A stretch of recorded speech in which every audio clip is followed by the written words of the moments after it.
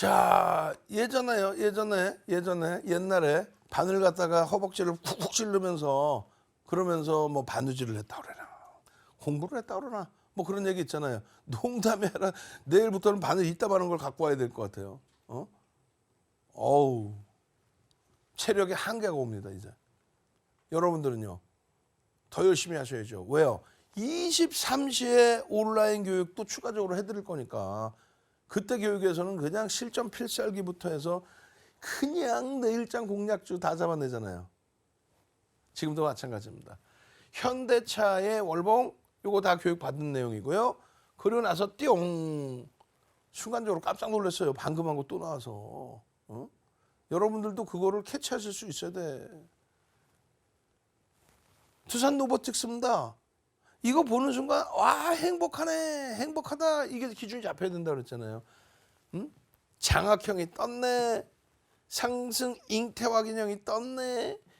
새배령이 떴네. 여기 분명히 한참 동안 보세요. 한참 동안 분명히 자세히 보세요. 한참 동안. 왜요?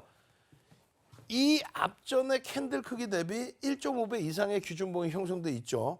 이건 분명히 새배령이 맞습니다. 새배령 캔들 크기가 작아 절대 그렇지 않아요. 요 캔들 크기보다 월등히 1.5배 이상 3배의 캔들 크기가 뜬 그러한 완전히 교과서적인 새배령이 딱 떠준 거예요. 이게 얼마예요? 이 가격이 45,000원, 6,000원 할 때입니다. 45,000원, 6,000원. 45,000원, 6,000원이면 11월 15일 날 종목 검색해서 46,500원에 딱 포착이 돼요. 윤정두가 캡처를 했죠. 근데 실질적으로는 44,000원대 캡처가 되는 거예요. 포착이 되는 거예요. 그 두산 로보틱스의 흐름입니다.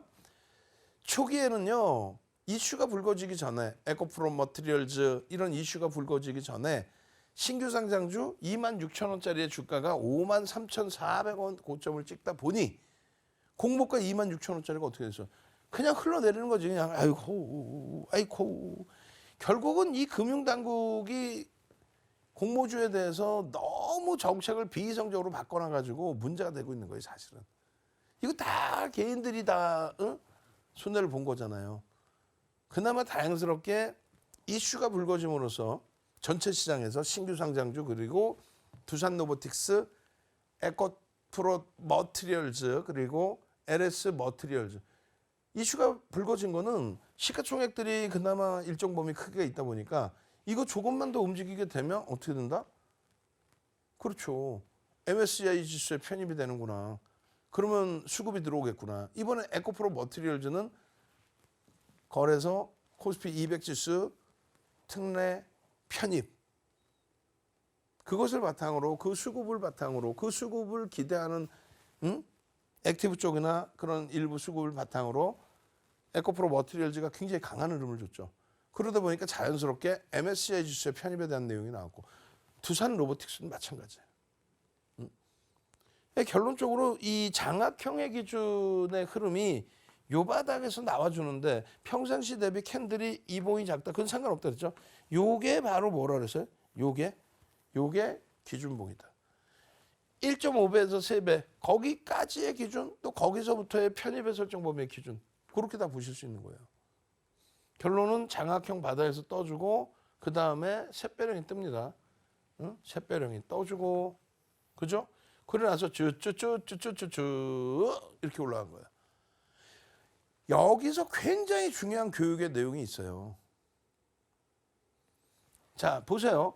일부 시간에 여러분들께 교육해드렸던 게 두산 로보틱스는 23년 12월에 포트 기준으로 포트폴리오의 기준으로 채워서 포트폴리오 비중 얼마? 10%까지 채워드렸어요. 근데 놀라운 거는 윤정두의 12월 포트폴리오 또 그 이전의 포트폴리오의 가장 우선순위가 뭐였어요?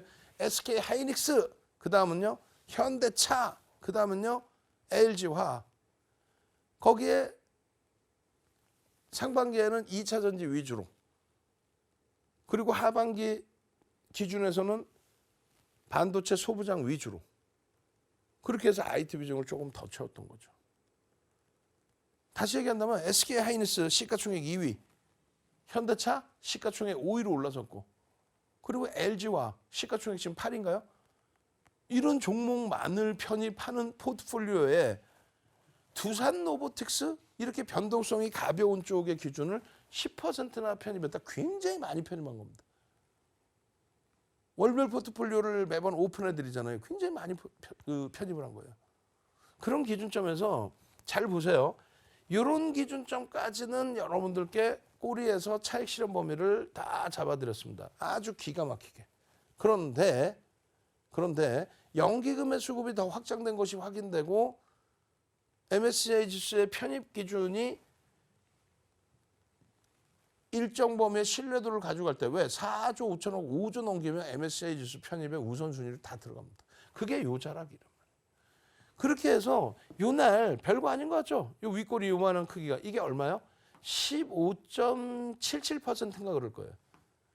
이게 장중에 마이너스까지 내려갔어요. 다시금 말씀드리지만 배터리 옹호론자들 핑계대는 게 뭐예요? 에코프로 BM, 포스코 퓨처엠이 공매도 때문에 못 갔다. 그거 완전한 거짓말이잖아요. 주가가 에코프로가 14배 올라올 동안에 공매도가 700억에서 1조 6천억까지 올라옵니다. 1조 3천억, 1조 4천억까지. 근데 주가가 10배 이상 올라와요. 그리고 주가가 급락할 때 공매도가 급격히 증가했다 그러지 않아요. 왜 그런 거짓말에 여러분들이 속습니까? 속으시면 안 된다는 거예요. 어? 다시 얘기해서 15% 오르다가 15%까지 오르다가 그 종목이 마이너스까지 형성됐다고 해서 이게 공매도의 공격이다? 내가 갖고 있는데 이런 흐름이 나오는 거는 이거는 비이성적인 거다? 이건 시장이 못됐다? 그런 식으로 여러분들을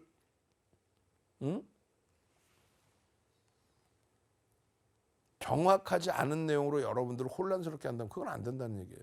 결론은 두산 로보틱스의 15% 이상 오르고 나서의 조정폭의 기준은 차익 실현의 욕구가 굉장히 큰 상태였다. 그리고 알고리즘 매매들 있죠. 매수매도. 거기에 호가 공백이 하나 딱 잘못 깨지게 되면 아랫방향으로 훅 밀리는 흐름도 나오죠. 다행스럽게 분석한 내용대로 다행스럽게 장대 양봉이 나와주고 그 다음날 신고가를 또 찍어줘요. 근데 문제는 또 신고가 찍고 또 20% 밀립니다. 매매가 원활하신 분들은 차익 실현할 수 있겠죠. 이게 일봉이고 패턴으로는 안 나왔으니 저 기준에 분봉 또 다른 캔들 패턴 이외의 기술적 분석으로 차익 실현하신 분들이 계실 수 있단 말이에요.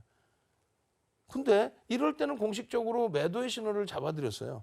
근데 이때는 매도 신호 못 잡아드렸고 이때도 매도 신호 못 잡아드리고 그럼 여러분들 선배분들은요. 다 공부를 스스로 하신 분들이기 때문에 교육을 받으신 분들이기 때문에 스스로 매매가 되셨어요.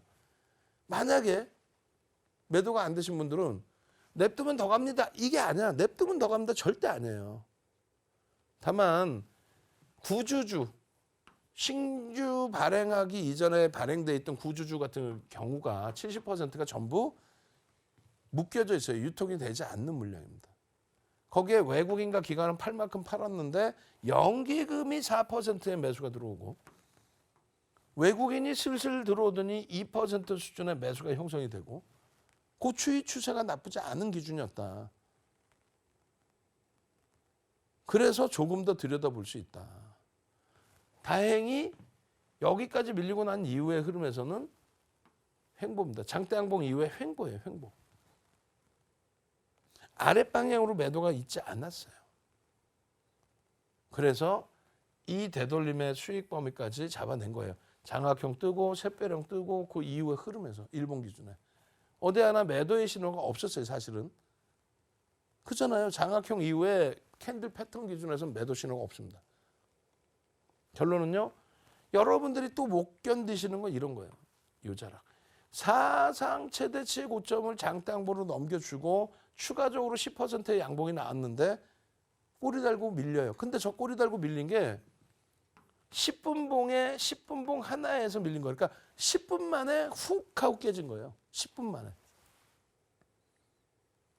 내가 대처가 됐으면 되는데 대처가 안 된 상황이었다? 그럼 왜 패닉에 빠져요? 여러분들의 다른 분들, 여러분들의 동료, 뭐 다른 분들의 기준에서는요. 사상 최대치 신고가 내고 눌린 건데 왜 우냐라고 표현할 거예요. 결국은 윤정도 말씀드린 것처럼 갭상승 이후에 고점을 또 넘기죠. 무슨 말이냐면은 캔들 우리가 배웠잖아요. 맨 처음 캔들 뜬 자리가 여기입니다. 종목 검색기 뜬 자리가. 그리고 샛별형이 뜬 자리가 여기예요. 그리고 우리가 말씀드렸죠. 6만 원 기준에서 어떻게 한다? 비중을 5%까지 확대할 수 있다. 그 전에는 2% 교육료. 확대한 이유는 연기금의 수급이 추가적으로 유입되고 있더라. 그리고 월말의 기준에 포트폴리오 10%까지 채우겠습니다 했을 때 그 전에 공표를 해서 말씀드렸던 내용이 8만 원대 기준. 그러면 따져보세요. 요 라인에 여기에 꼬리가 달려있다고 치고 자 여기서부터 여기까지의 양봉이 나오다가 빨간색으로 할까요? 이왕이면 오케이. 여기서부터 스타트니까 여기까지 양봉이 나오다가 꼬리가 요만한 꼬리가 하나 달린 거예요. 이게 그렇게까지 벅찬 꼬리인가요? 욕심쟁이들 우후후 그냥 이게 무슨 게 벅찬 꼬리야. 다시 여기서부터 여기까지의 흐름에 꼬리가 이만큼 달렸어. 이게 무슨 3분의 1도 안 되는 꼬리가 그냥 그 다음에요. 8만 원 기준에 여기서부터 여기까지의 꼬리가 이렇게 3분의 1 정도 달렸는데 뭐라 그랬어요? 유통 물량이 제한적인 70%의 대주주 물량과 보호 예수 물량, 유통되지 않은 물량 70% 수준. 거기에 연기금이 4%의 수준. 거기에 공모 이후에 물량이 싹 쏟아져 나와서 더 이상 외국기관이 제한적인 매도인데 외국인이 들어오기 시작해서 2%의 수준. 그러면 유통 물량이 제한적인데 이러한 흐름을 한 번 더 그러면 볼 수 있다라는 거죠. 근데 얘도 바빠. 차양대 양봉. 결론은요. 오늘의 HMM의 경우는 똑같이 펀더멘탈적인 부분은 검증받아야 돼요. 왜냐하면 실적이 단기적으로 또 기존의 실적이 좋았다 할지라도 부채가 너무 많기 때문에 그러한 실적의 호조세가 희석이 된단 말이죠. 뭐 이자 비용 주고 남는 게 뭐 있냐고. 응?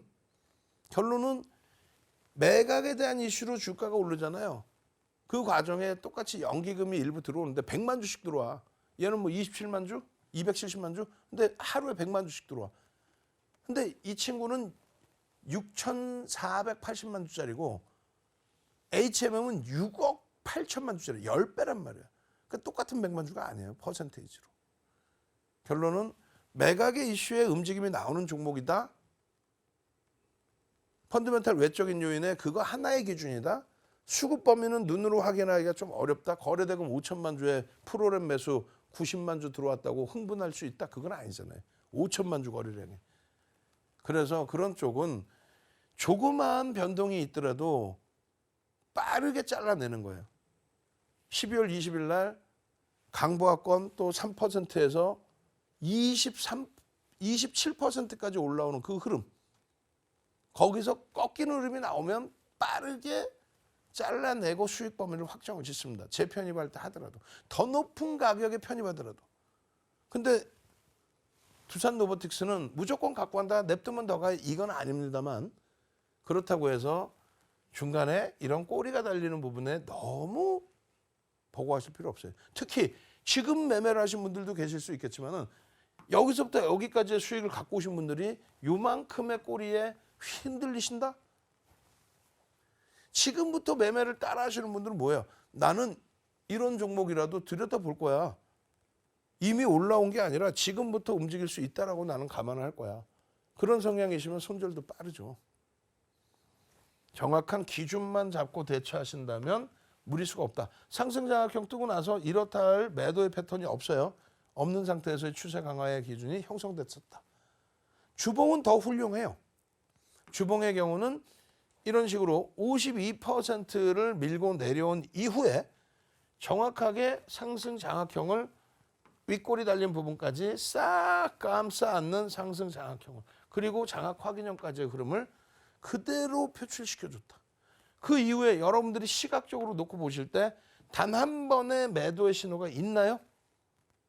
없어요. 여기서 음봉으로 미끄러져서 장악이 형성된 적은 있지만 그 흐름을 변동성이 제한적인 크기의 장악형이기 때문에 우리가 1.5배에서 3배 정도 기준봉이 커져야 된다 그랬잖아.